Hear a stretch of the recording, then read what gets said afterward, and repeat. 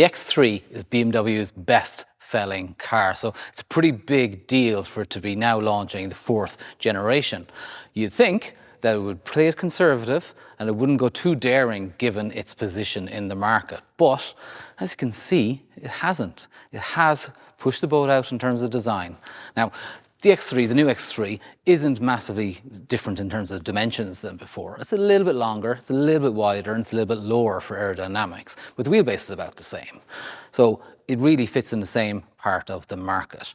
Before I talk about the detailed design, which I will compare between this model and the M50 M Performance version we also have in the studio here, I will perhaps point out that it's far more monolithic. There is a lot less decoration and more body colour, and that gives it a cleaner design. You can see it here straight away. The wheel arches don't have plastic around them. The old was called an air breather behind the arches. That's not there anymore. And while there are side sills, there's still a lot more coloured painted bodywork on the sides. There's a lot to see. As before, from launch, you're going to be able to get a petrol engine, a diesel engine, a plug-in hybrid, and that's what this one is here, and an M Performance model. It's going to be called the M50. It's not going to be an iX3 this time around because we think the new class, or Neue Klasse, it's called in Germany, that will take over that duty. But anyway, let's get into it. Front-end grille design has been a big part of the BMW story for quite some time now, and not everybody has loved everything BMW has done with the grille in recent years, but it's always a talking point when a new car comes out. The X3s is no different. Previously it was one big section, now it's separated into two. It's obviously still the BMW kidney grilles at work here. You can have what's called the iconic glow around it. You have this lit up motif, which is interesting itself, but more interesting is this other new little design flair that's been brought in here. And that's these diagonal lines, these vertical lines. Now, this is the standard specification. This is what you get. And in most models, this is a closed-in grille. This little section that you can see here is for the medium range radar. And again, that's standard in all the models.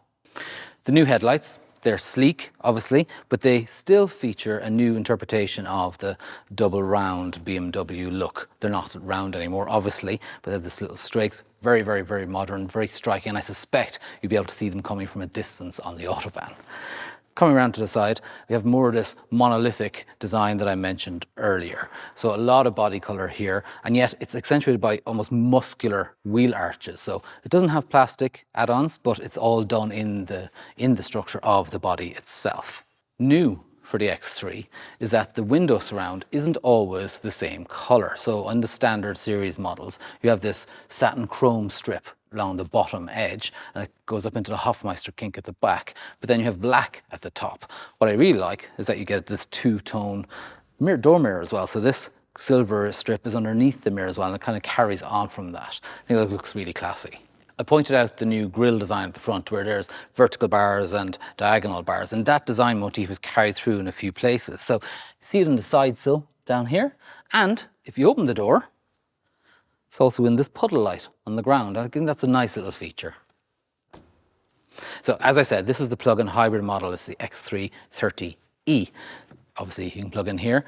It has got faster charging than before, up to 11 kilowatts on AC. But the bigger news is that it's got a bigger battery, actually, and an improved electrical system. Officially, this car can do up to 86 kilometres on electrical power at up to 140 kilometres an hour. So that's pretty good going. It means that more people could use this car for their daily commute than before.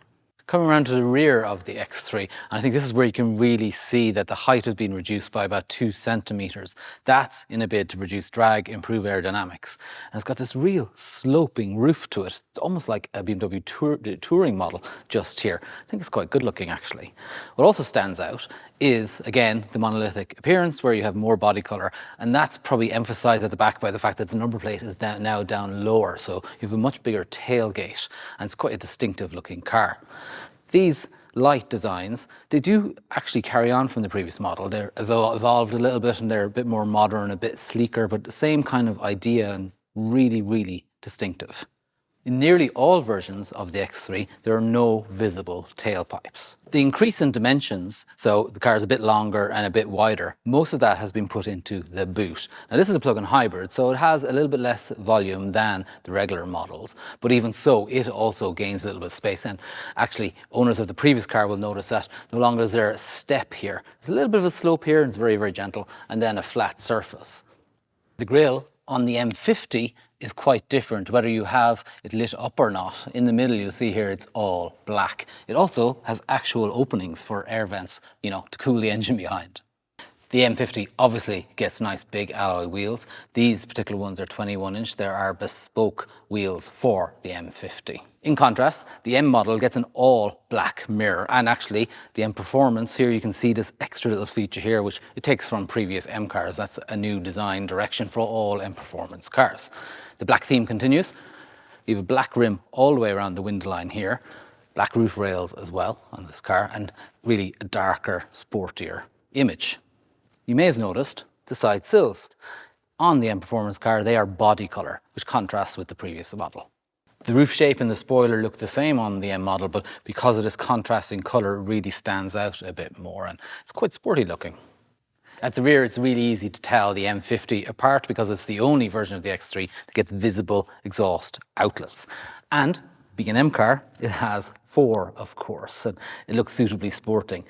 They didn't just put them at the bottom of a regular bumper either. They have this proper bespoke diffuser, so it really looks the M car part from the rear. All versions of the X3 have a bigger luggage compartment than before. This M50, because it hasn't got a big battery underneath like the plug-in hybrid, has even more space, and that's despite the fact that it has that electronically controlled differential underneath there. Getting into the back, you notice that there's quite big door openings, so it's very, very practical. Adults can get in here.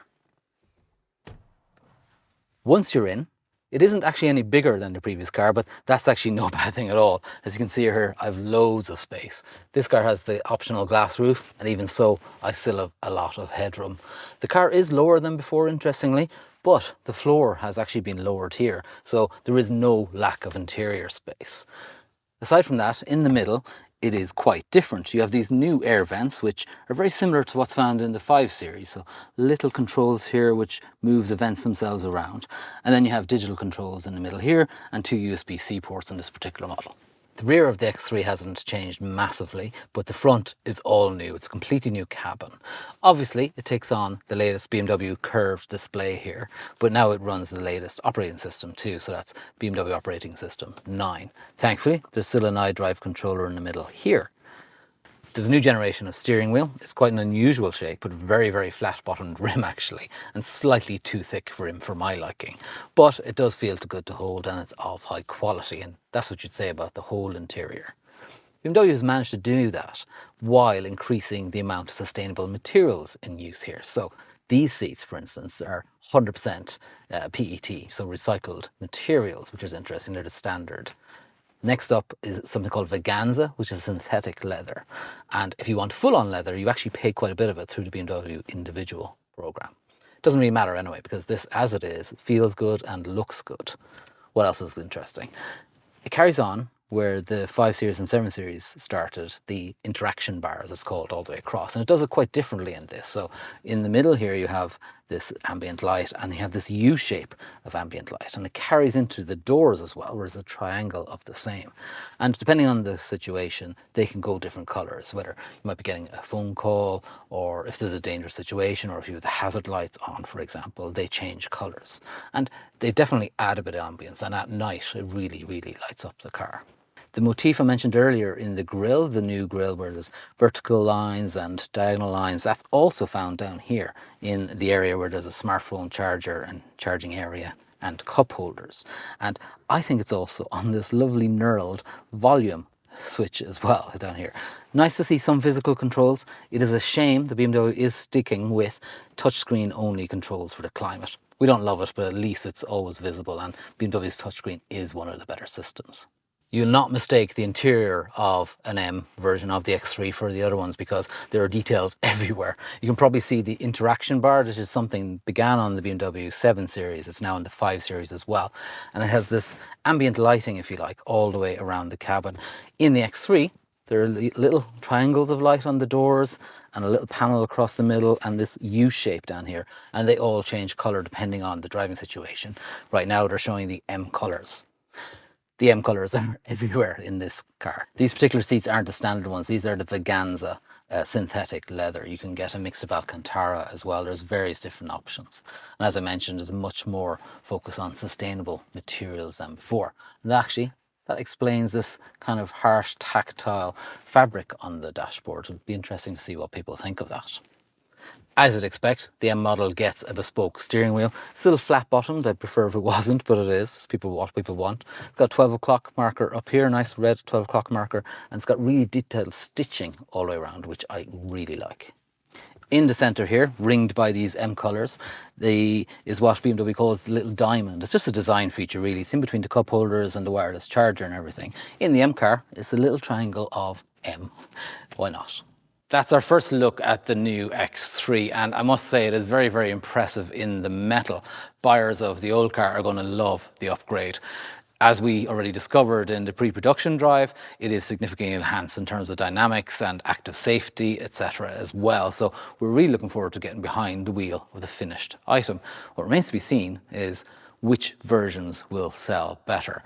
The plug-in hybrid, as I mentioned, has a longer range before, is more powerful than before. And actually it straddles the line between the combustion engines and the fully electric car that's coming down the line more than before as well. So I think it's going to be a surprise winner in this new generation. If you want to read full details on the new BMW X3, pop along to our website. It's CompleteCar.ie and it's a great resource for researching your next new car.